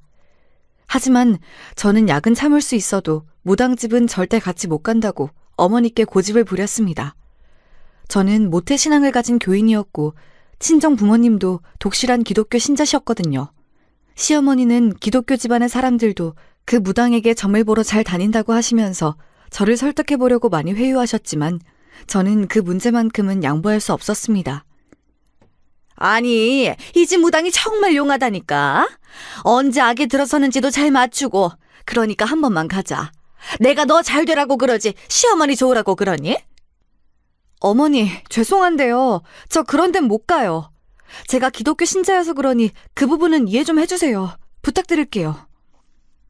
5년이나 지났으면 지쳐서 포기하실 법도 한데 어머닌 끈질기게도 기회만 되면 무슨 용한 한의원이 있다면서 진맥을 받으러 가자고 저를 억지로 끌고 다니셨습니다. 그때마다 저는 어머니께 한약을 받아 싱크대에 버렸습니다. 전혀 먹고 싶은 마음도 안 들었고 아기를 갖고 싶은 생각도 없었으니까요. 남편은 대학병원에서 의사로 재직하면서 여전히 한 달에 반 정도는 집에 안 들어오는 생활을 했습니다.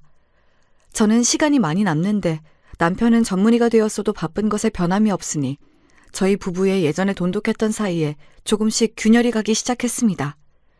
지방에 있는 대학병원에 협진을 간다면서 가기도 하고 학회가 지방에서 몇 날 며칠을 한다면서 집에 들어오지 않는 시간이 많아짐에 따라 저는 남편이 없는 생활에 점차도 익숙해져 갔고 우리는 같은 집만 공유하는 사이처럼 되어갔습니다. 저는 깨닫지 못했지만 남편은 꽤 오래 전부터 바람을 피우고 있었던 것이었습니다.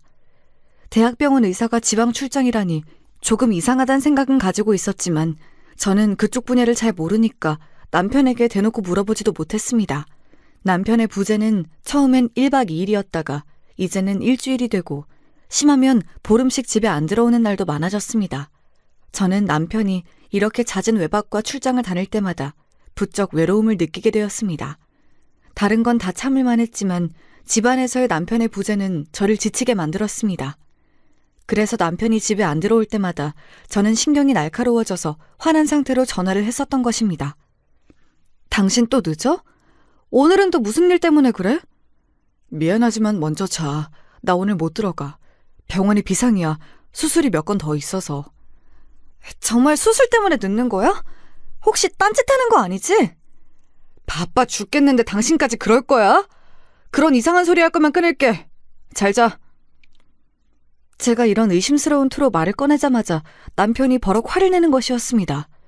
예전부터 제가 남편의 행적을 의심하는 듯한 말을 하면 과하다 싶을 정도로 화를 내거나 못 들은 척하고 말을 다른 식으로 돌리기를 반복해왔습니다.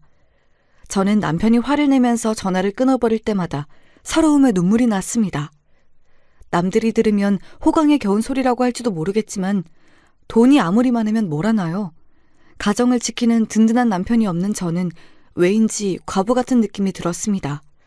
그러던 어느 날 시어머니가 갑자기 저희 집으로 오시겠다고 전화를 하셨습니다. 저는 어머니가 오시는 것만큼은 싫었지만 아무렇지 않은 척 전화를 받았습니다. 예, 새아가. 어머니가 김치 맛있게 담갔는데 너무 잘 되어서 너희한테 좀 갖다 주려고 그래. 오늘 저녁에 집에 있을 거지? 어머니, 일부러 안 오셔도 되는데 제가 가지러 가도 되잖아요. 그리고 저번에 주신 것도 있어요. 굳이 오늘 안 오셔도 될 것 같아요. 너는 시어머니가 집에 오는 게 싫으니? 매번 좋게 전화를 받는 적이 없어. 내 아들은 새로 담은 김치 잘 먹으니까 갖다 줘야겠으니 오늘 퇴근하면 집에 바로 와. 알겠니? 꼭 시어머니가 화내는 걸 봐야 속이 시원하니? 죄송해요. 오늘 또 그 사람 안 들어온다고 해서 제가 좀 예민했어요. 네 남편이 의사라 바빠서 못 들어오는 걸 어떡하니? 병원 일이라는 게 그래. 밤낮도 없고 언제든지 무슨 일 생기면 못 들어오는 거야. 그러니 네가 그건 이해를 해라. 네, 알겠습니다. 전화 끊겠습니다. 시어머니의 전화를 끊고 저는 우울해졌습니다. 어머니만 생각하면 가슴 한쪽이 답답해져 왔습니다. 전생에 무슨 악연인지 항상 어머니는 저를 괴롭히는 것을 즐기시는 것 같았습니다.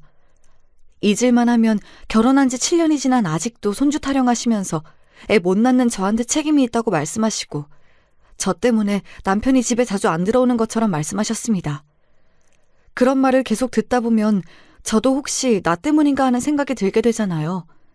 그래서 저는 어머니와 대화하는 게 싫었던 것 같아요.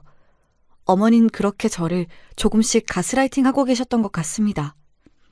저녁에 집에 오신 시어머니는 저에게 밥을 먹고 가겠다고 말씀을 하셨습니다. 저는 체할까봐 어머니와 같이 무엇도 먹고 싶지 않았지만 부랴부랴 있는 반찬으로 저녁을 차렸습니다. 시어머니가 가져오신 새로 담은 김치도 문제의 그 저녁상에 올라갔습니다. 예, 밥 먹자. 얼른 이 김치 좀 먹어봐. 어머니가 맛있게 했으니까. 네네, 드세요 어머니. 제가 알아서 먹을게요. 아니, 이거 얼른 네가 먹어야 되는데. 그래야 네 입맛에도 맞는지 어떤지 알지. 알았어요, 먹어볼게요. 그러니까 어머니 먼저 얼른 드세요.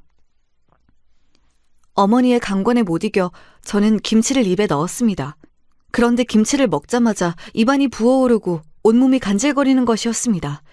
저는 깜짝 놀라서 어머니께 간청을 했습니다. 어머니, 이 김치에 뭐 들어갔어요? 혹시 새우젓 넣으셨어요? 저 새우 알러지 있어요. 어서 응급차 좀 불러주세요.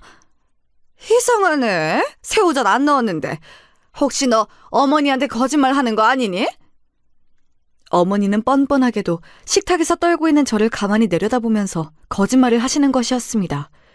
음식에 조금만 들어있어도 새우 알러지는 금방 몸에 나타나고 목숨을 잃을 위험까지 있어서 저한테는 새우는 절대 먹으면 안 되는 음식이었기에 어머니가 아무런 조치를 취하지 않자 마지막 힘을 다해서 휴대폰 긴급전화 기능으로 119를 불러놓고 나서 저는 정신을 잃었습니다. 저는 병원 응급실에서 정신을 가까스로 차렸습니다. 깨어나 보니 저의 친정 엄마가 제 손을 꼭 잡고 기도를 하고 계셨습니다. 제가 눈을 뜨자 어머니는 울먹이면서 저한테 물었습니다. 진이야, 어찌된 일이니? 네가 새우를 먹다니 이게 무슨 일이니? 너 시어머니에게 미움받고 살았던 거니? 네 시어머니가 가져온 김치에 글쎄 새우가루 성분이 검출되었단다. 아무리 그래도 그렇지 새우 먹으면 죽을 수도 있는 너한테 이런 짓을 하다니. 그 여자 살인미수로 고발해버려야 하는 거 아니니? 내 이 나쁜 년에게 콩밥을 꼭 먹이고 말 거야.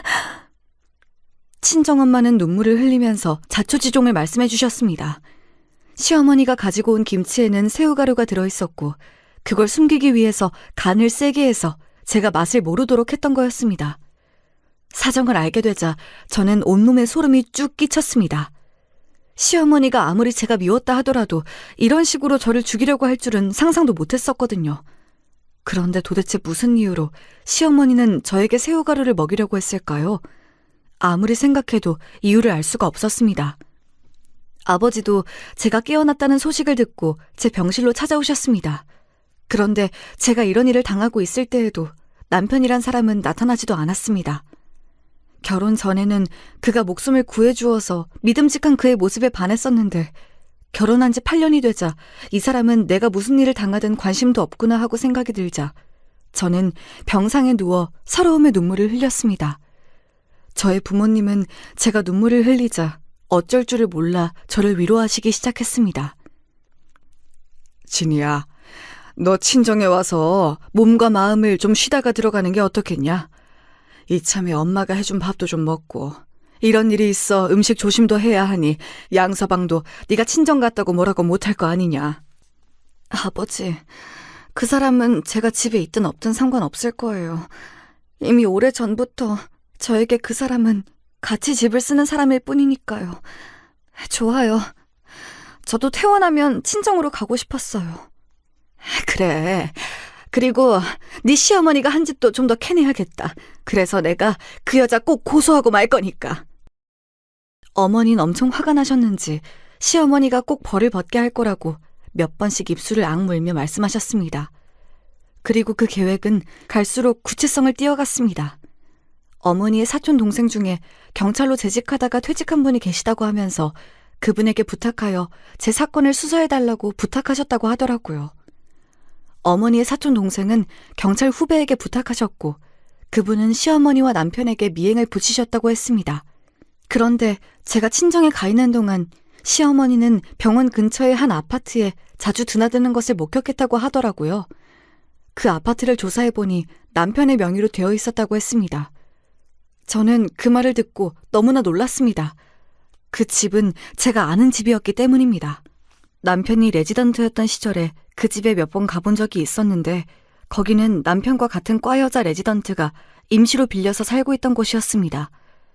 그 레지던트는 의대 시절부터 남편과 친했다고 하면서 저에게도 스스럼 없이 친구가 되자고 한 여자였습니다.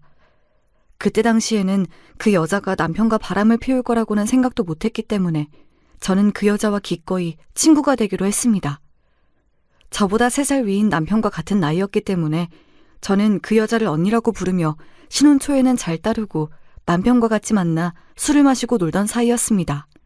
그러다가 남편과 그 여자가 바빠져서 저와는 자연스럽게 사이가 멀어지게 되었고 두 사람이 나누는 의학 용어들이 가득한 대화에 저는 전혀 끼지 못했었기 때문이기도 했습니다. 점점 그 여자가 불편해지기 시작했습니다. 사실 남편을 바라보는 그 여자의 눈에서 스치듯 지나는 욕망을 읽어낸 적도 있어서 저는 그 두 사람이 그런 사이라는 것을 어렴풋이 눈치챘을지도 모르지만 그것만큼은 믿고 싶지 않았던 것입니다. 나중에 알게 된 이야기지만 예전에 제가 보냈던 카톡 역시 그 여자가 남편 몰래 남편의 핸드폰을 보고 지워버렸다고 하더라고요. 그렇게 미행을 붙인 경찰들이 가져다 준 결과들은 남편과 이혼 소송을 내기에 충분한 사건이었습니다. 그리고 그 여자에게도 상간녀 위자료 소송을 걸었습니다. 확실히 그 여자와 남편의 불륜 관계가 오래되었고 그 사실을 알게 된 것이 최근이라면 남편의 상간녀에게도 위자료를 받을 수 있다고 이혼 전문 변호사가 말했기 때문이었습니다. 그 사실을 다 알고 난 뒤 저는 남편과 시댁에 완전히 정남이가 떨어졌습니다. 저는 몸이 회복되고 나서 아무도 없는 집에 들어가 화풀이로 닥치는 대로 그릇이며 병들을 깨부쉈고 남편이 나중에 집에 오면 놀라기를 바라며 남편과 저의 행복한 순간이 들어있었던 결혼 사진이 든 액자를 산산이 깨뜨려버렸습니다. 그렇게 집안을 아수라장으로 만든 뒤 저는 짐을 싸서 친정으로 아예 들어와 버렸습니다. 저의 부모님도 남편의 불륜 사실을 알게 되자 펄펄 뛰면서 화를 내셨습니다. 그래, 잘했다. 그딴 양아치 같은 녀석과 그 집안에는 다시 들어가지 말아라.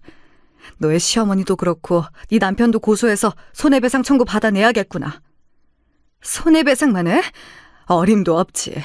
내 딸 목숨을 위태롭게 한 여잔데 꼭 형사 고발해서 콩밥 먹게 만들어야지. 그런 짓은 살인미수야. 절대 용서할 수 없어.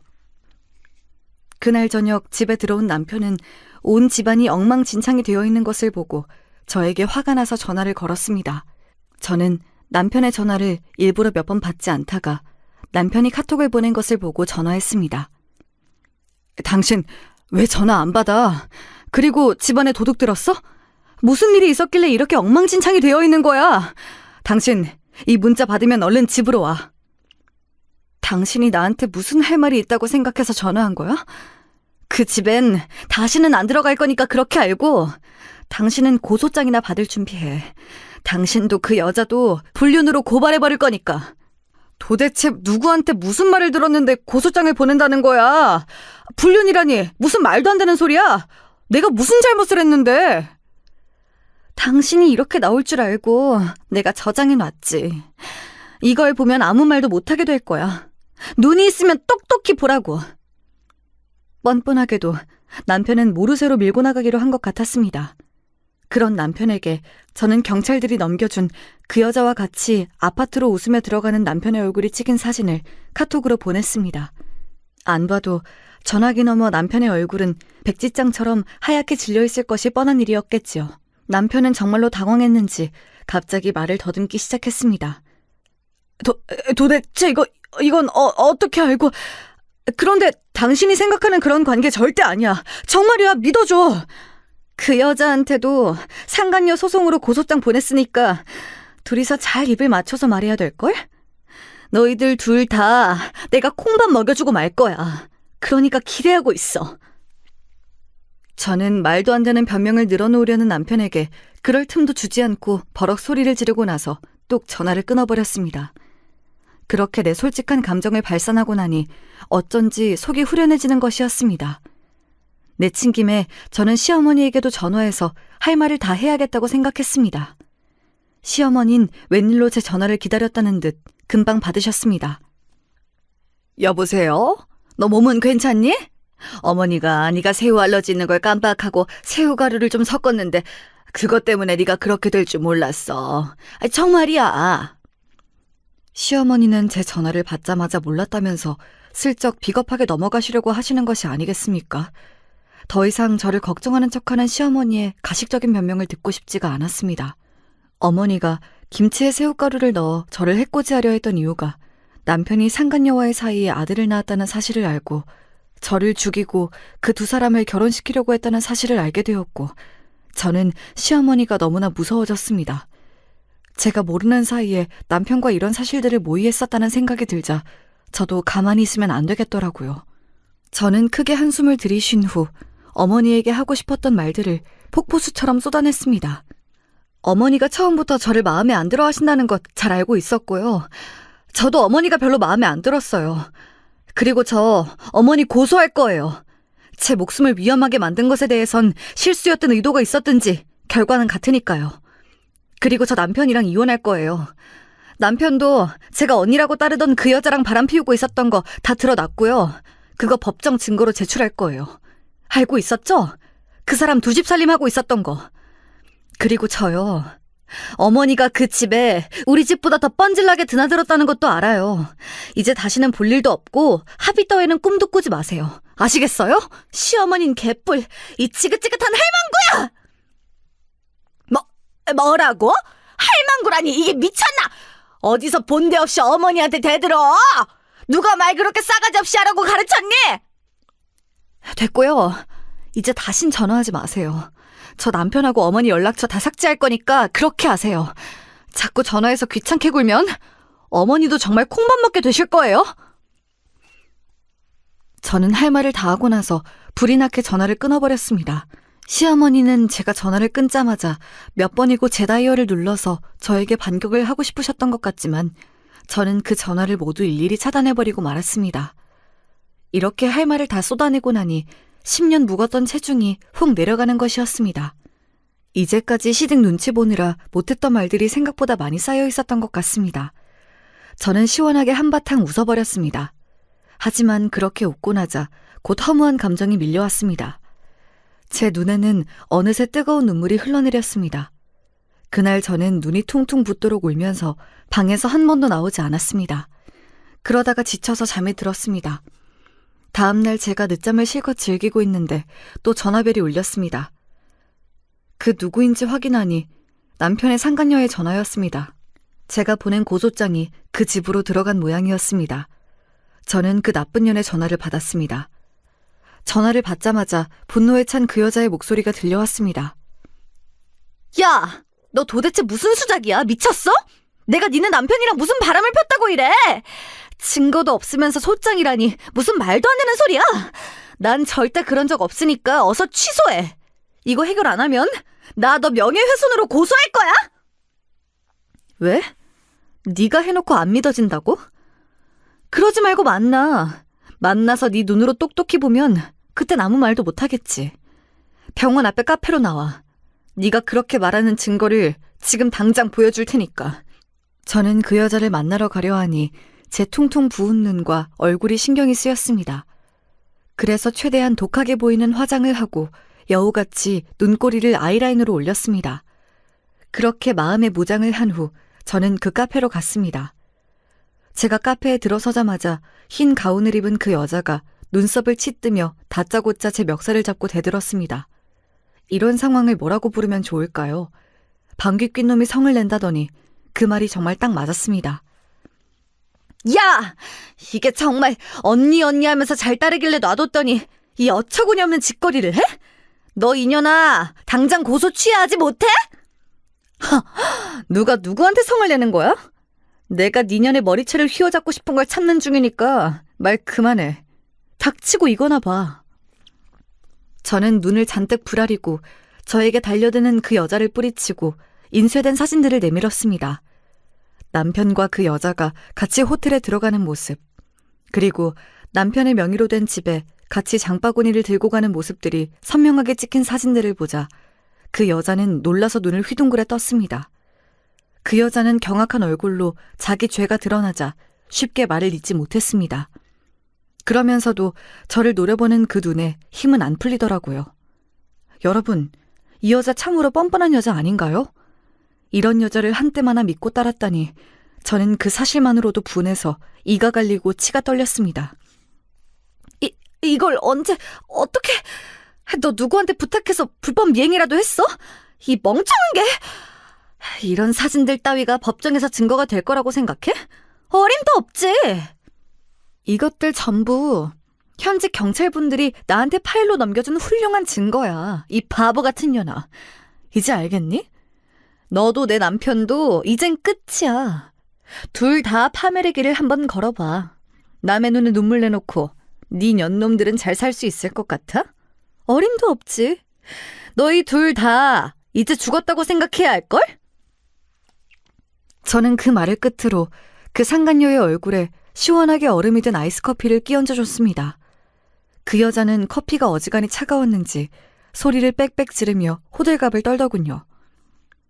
야, 이 미친년아! 너 이리 와! 아, 분해! 여기 좀 봐요. 저 년이 저한테 커피 뿌렸어요. 누구든 경찰에 신고 좀 해주세요! 누가 누구를 신고한다고 지랄이야. 여러분, 저 여자 제 남편이랑 붙어먹은 환양년이에요. 꼭 신고해야겠다면 저 여자 좀 신고해주세요.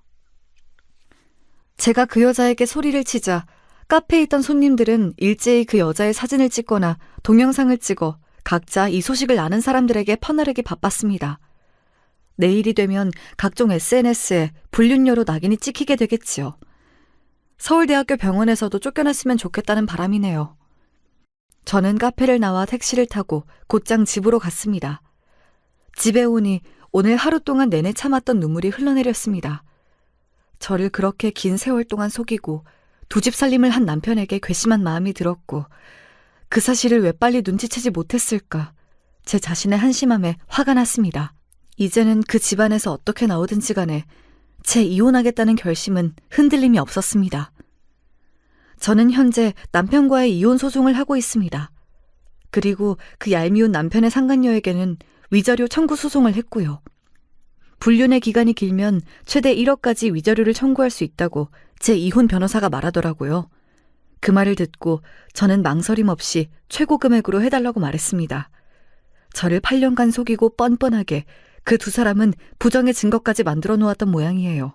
아직 호적에 올리지 않은 2살짜리 아들이 있다고 하더라고요.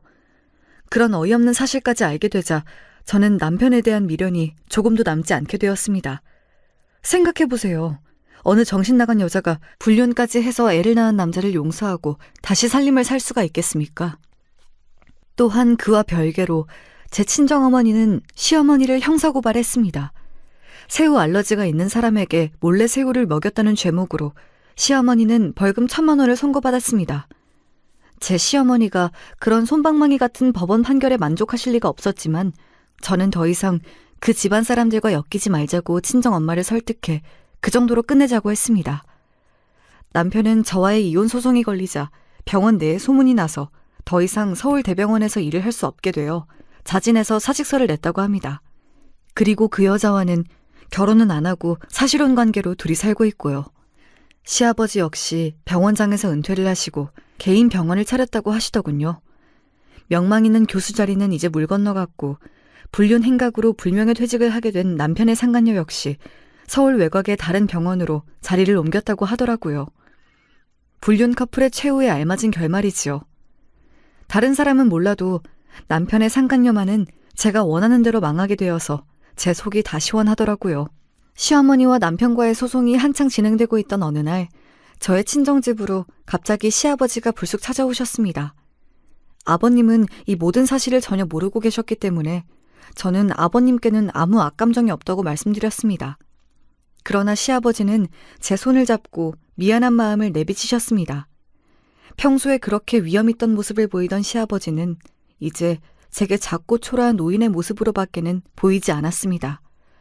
인간적으로는 참 불쌍한 모습이었습니다. 아가, 그동안 미안했다. 내가 네 시어머니 속셈도 네 남편의 못된 행실도 전혀 모르고 있었구나. 내가 제일 잘못했다. 내 집안일인데 내가 너무 무심했었던 것 같구나. 우리 집안과 네가 인연이 아니어서 아쉽지만 용서해달란 말은 안 하겠다. 제발 빨리 잊어버리고 새 출발했으면 한다. 이 못난 시아버지를 용서하거라. 아버님은 아무 잘못 없으시잖아요. 그만 가세요. 이젠 다시 안 만났으면 좋겠습니다. 아니다. 네 친정 엄마께도 용서를 빌어야지. 어머니는 어디 계시니? 내가 사과드리러 왔다고 말씀 좀 드려주렴. 시아버지는 저희 엄마가 안방을 나와 거실에 들어서자 갑자기 무릎을 꿇으시는 것이 아니겠습니까? 저는 깜짝 놀라 아버님의 팔을 잡았지만 아버님은 저를 뿌리치고 제 어머니에게 고개를 숙여 사과하셨습니다. 저희 집안 사람들이 대개 따님에게 폐를 많이 끼쳤습니다. 차마 용서는 안 되시겠지만 저를 봐서라도 빨리 잊으시고 새아기는 빨리 새 사람을 만나길 바랍니다. 정말 죄송합니다. 모든 게 명백히 사돈의 잘못은 아니지만 사부인이나 아드님에게 관심이라도 좀 가져주셨으면 이런 일도 없었을 텐데요. 안타깝습니다. 사과는 받겠습니다. 다신 오지 마세요. 아버님은 고개를 숙인 채 한참을 말을 잇지 못하셨습니다. 그러다가 눈물을 닦고 일어나서 조용히 우리 집을 나가셨습니다. 저 양반에겐 안 된 일이지만 네 시어머니는 절대 용서할 수가 없어. 나는 네 시어머니한테 꼭 벌금 받아낼 거야. 그러니 너도 마음 약하게 먹지 마. 알겠니? 그래요. 저도 시어머니한텐 용서하고 싶은 마음이 안 들어요. 이혼 소송이 다 마무리되고 나면 저는 유럽으로 한 달간 길게 여행을 다녀오려고 합니다. 시댁의 눈치도 안 보고 어머니의 지긋지긋한 손주 타령에서도 벗어난 지금 저는 너무너무 홀가분하고 행복합니다. 남편의 외도가 아니었더라도 저희 부부는 어차피 사랑이 식어 결국 이혼을 하게 될 수순이었던 것 같습니다. 여러분, 여자는 자기를 더 좋아해주는 남자를 만나야 행복한 것 같습니다. 저는 그 사실을 이제야 깨닫게 되었습니다. 제게 만약 다음 인연이 있다면 제 소원은 저를 2배 이상 좋아해주는 남자를 만나는 것입니다. 물론 저도 그 사람을 당연히 사랑하겠지만 말이죠. 하지만 당분간은 남자도 만나고 싶지 않고 그냥 혼자가 된 나를 오롯이 돌아보는 여행을 하고 싶습니다. 여러분, 제 이야기 어떠셨나요? 오늘 제가 해드린 이야기를 잘 참고하셔서 앞으로 여러분도 이성을 만날 때 온전히 자기 자신만 사랑해주는 사람을 만나세요. 그리고 가족이라고 다 마음 놓고 믿으시면 안 됩니다. 자기 몸은 자기가 지켜야죠. 저는 이번 사건을 겪으면서 더욱더 식생활을 조심해야겠다고 생각했고 정기적으로 병원 검진도 받으려고 합니다. 앞으로는 사람을 만날 때도 신중을 기할 것이고 제 알러지 체질도 다 인정해주고 같이 신경 써주는 남자를 만났으면 좋겠습니다. 저의 이야기는 여기까지입니다. 여러분, 항상 건강하시고 행복하시길 바랍니다. 그럼 안녕히 계세요.